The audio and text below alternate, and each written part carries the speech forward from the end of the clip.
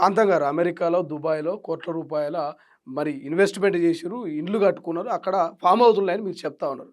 మూటలు మోసేది బీఆర్ఎస్ గత 10 ఏళ్లని మీరు చెప్తున్నారు. కానీ కాంగ్రెస్‌లో అధికారంలో ఉన్న ముఖ్యమంత్రి రేవంత్ రెడ్డి ఢిల్లీకి మూటలు మోస్తున్నాడు. కోట్ల రూపాయలు అక్కడికి తరలిస్తున్నాడని వాళ్ళు ఎదురుదాడి చేస్తున్నారు కదా! అది ఎదురుదాడి కాదు. హ్మ్. అయితే వాళ్ళకి ఏమనుకుంటారంటే మేం చేసిన దోపిడీ అంతా వీళ్ళు గిట్ట చేస్తుండ్రే. హ్మ్. మీరు ఒక్కటేనండి మీ మీడియా ద్వారా దయచేసి నేను కోరుకున్నది హ్మ్. ఆ లుచ్చాన కొడుకు మాట్లాడే మాటలు బీఆర్ఎస్ అధికారులు ఉన్నప్పుడు 3,00,000 కోట్లు దోసుకున్నారు. 30,000 ఎకరాల భూమి హైదరాబాద్ చుట్టూ వాళ్ళ బినామీ పేర్ల మీద పెట్టుకున్నారు. హ్మ్.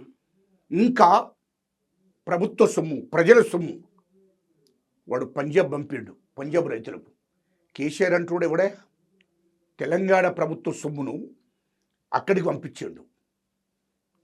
మన ఎవరికి మన ఏది ఉత్తరప్రదేశ్కు అఖిలేష్ యాదవ్కు 650 కోట్లు పంపించిండ్రు.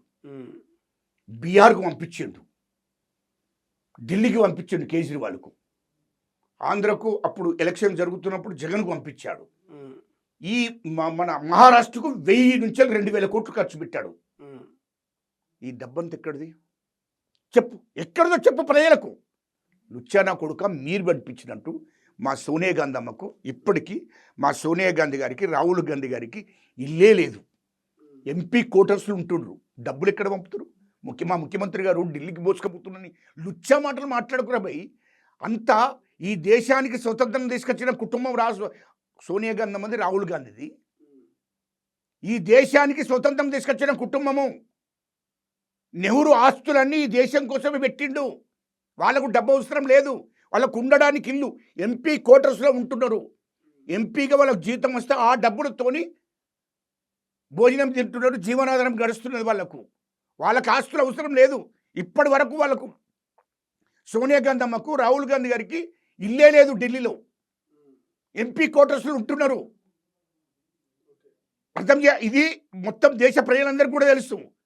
అరే మీరు 10 ఏళ్ళు 140 ఏళ్ళ చరిత్ర కాంగ్రెస్ పార్టీ ఈ దేశానికి స్వతంత్రం వచ్చే నుండి కాంగ్రెస్ పార్టీ పరిపాలన చేసింది. వాళ్ళకు ఉండడానికి ఇల్లు లేదు. ఇప్పటి వరకు వాళ్ళకి ఆస్తులు లేవు. నీ 10 ఏళ్ళ అధికారం లేదు. 3,00,000 కోట్లు దోసుకుంటారే. 30,000 ఎకరాల భూమి హైదరాబాద్ చుట్టూ నువ్వు కబ్జా పెట్టినవే. నువ్వు ఢిల్లీకి మోస్తున్నాడు అంటే ఢిల్లీకి ఎవరికి మోస్తున్నాడు? ఇప్పుడు కాంతమని నాకు చాలా రోజులు ఒక డౌట్. మనం కలిసి దాదాపు ఒక 10, 15, 20 ఇంటర్వ్యూలు చేస్తున్నాం. అవును. ప్రతి ఇంటర్వ్యూలో మీరు కోట్ల రూపాయలు దోచుకున్నారు, అక్కడ ఇక్కడ దుబాయ్లో ఇన్వెస్ట్మెంట్ చేసారు, కంపెనీలు ఉన్నాయని చెప్తున్నారు. కానీ ఒక్కరోజు కూడా గజ్జల కాంతం చెప్పేది తప్పని హరీష్ రావు, కేటీఆర్, బీఆర్ఎస్ నాయకులు ఖండించలేరు మీ దాన్ని.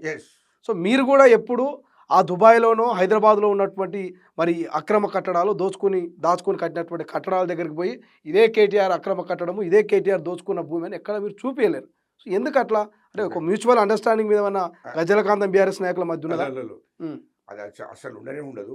మరి ఎందుకు రియాక్ట్ అవుతలేరు? మీరు చేసిన ఆరోపణలకు ఎందుకు రియాక్ట్ అవుతలేరు? ఉన్నది ఈ దేశ ప్రధానమంత్రి నరేంద్ర మోడీ గారికి తెలుసు. కేంద్ర ప్రభుత్వం పరిధిలో ఉంటుంది. అది నా పరిధి కాదు, నా స్థాయి కూడా కాదు. కేంద్ర ప్రభుత్వము దాని మీద విచారణ చేసి ఇతర దేశాల్లో ఎంత పెట్టిందో అనేది వాళ్ళు చేయాలి.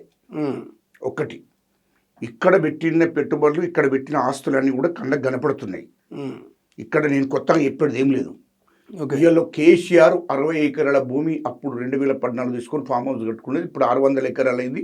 నగ్న సత్యం ఆడికి పోయి చూపిస్తేనే పోలీసులతో కొట్టిపించిండు కేసీఆర్ అధికారం చేతులు ఉన్నదని.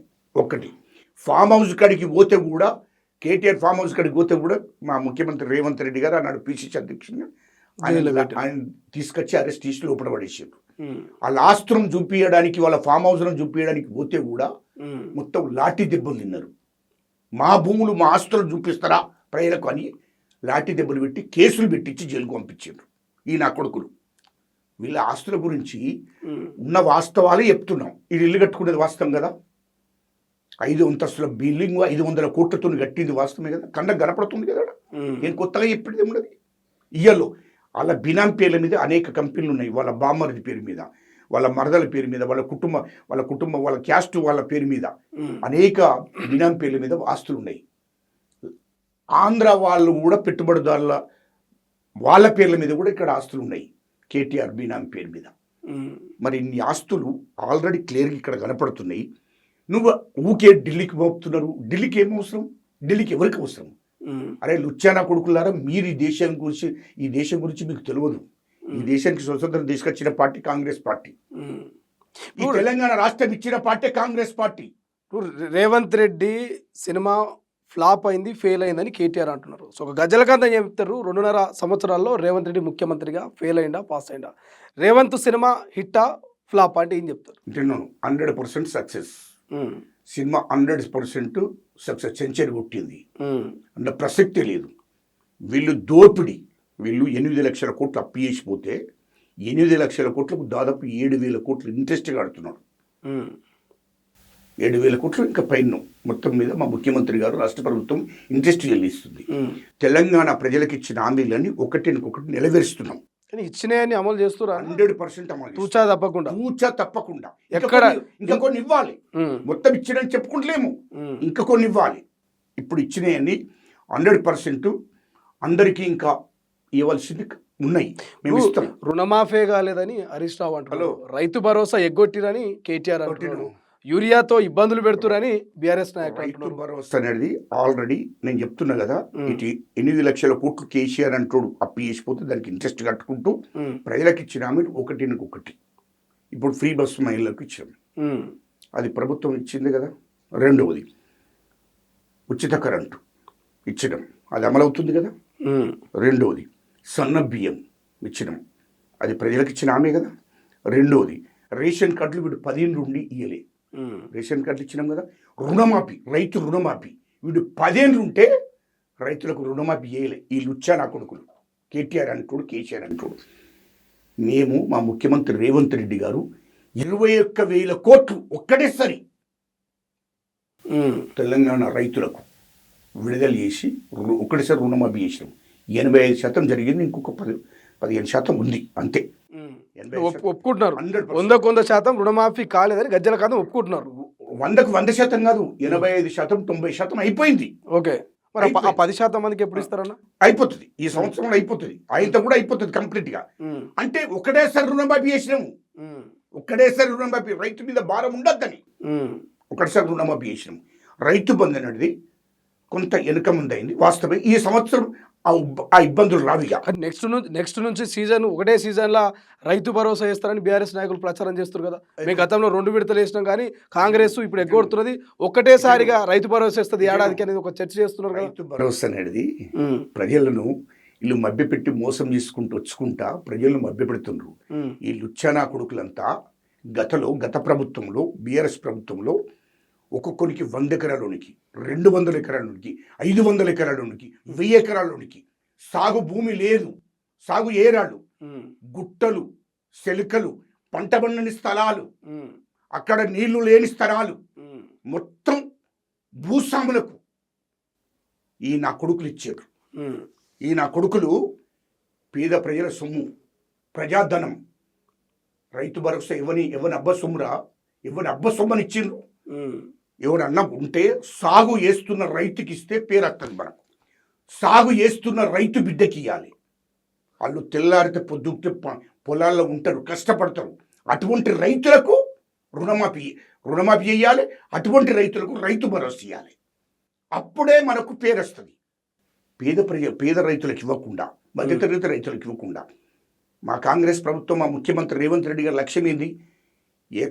10 గుంటల నుంచి 10 గుంటల నుంచి 20 ఎకరం నుంచి 5 ఎకరాలు, 10 ఎకరాలు, లాస్ట్కు 12, 13 అంటే ఇప్పటి దాకా ఇవ్వాలి రైతు భరోసా అనేది లక్ష్యం పెట్టుకున్నాడు. కేసీఆర్ ఏం చేసిండు? మొత్తం టోటల్గా అసలు సాగే ఉండదు, ఆ భూములను సాగు కూడా చేయరు. సాగు చేయని భూములకు, గుట్టలకు, అట్టి పనికిరాని భూములకు, కమర్షియల్ భూములకు, ప్లాట్లు వేసి అమ్మే భూములకు, ఇవన్నీ 100 ఎకరాలకి, 200 ఎకరాలకు, 500 ఎకరాలు. మల్లారెడ్డి ఉన్నారు, మల్లారెడ్డికి దాదాపు 300 నుంచి 400 ఎకరాలు ఉంటుంది. మనకి ఎట్లిచ్చిన నేను ఎట్లిస్తావు? సాగు లేదు, వ్యవసాయం చెయ్యడాడా, వానికి రైతు భరోసా ఎట్లిస్తావని అడుగుతున్నా. రైతు బంధు ఎట్లిచ్చినావు నువ్వు? లుచ్చన కొడుక నీ అయ్యాయి అనుకుంటారు, నీ అబ్బాయి అనుకుంటారు, నీ తాత డబ్బు అనుకుంటున్నావా? 99% ఉన్న ప్రజల సొమ్మును దారదత్తం చేసినావు లుచ్చానా కొడుకులారా. ఎలా మీరు మాట్లాడుతున్నారా? ప్రజాకోర్టు పెడదాం రండి, ప్రజాకోర్టులో చర్చ పెడదాం. నువ్వు అంటున్నావు కదా ప్రజలకు వెళ్దాం అంటున్నావు కదా, ప్రజాకోర్టులో చర్చ పెడితే మా ముఖ్యమంత్రి గారు వస్తారు, మా మంత్రులు వస్తారు, నీ అయ్యా కేసీఆర్ మీరందరూ రమ్మని చెప్పండి. ఇతర పార్టీలందరూ కూడా వెళ్దాం, ప్రజా సంఘాలను కూడా వెళ్దాం. వాళ్ళు కూడా అదే అంటున్నారు.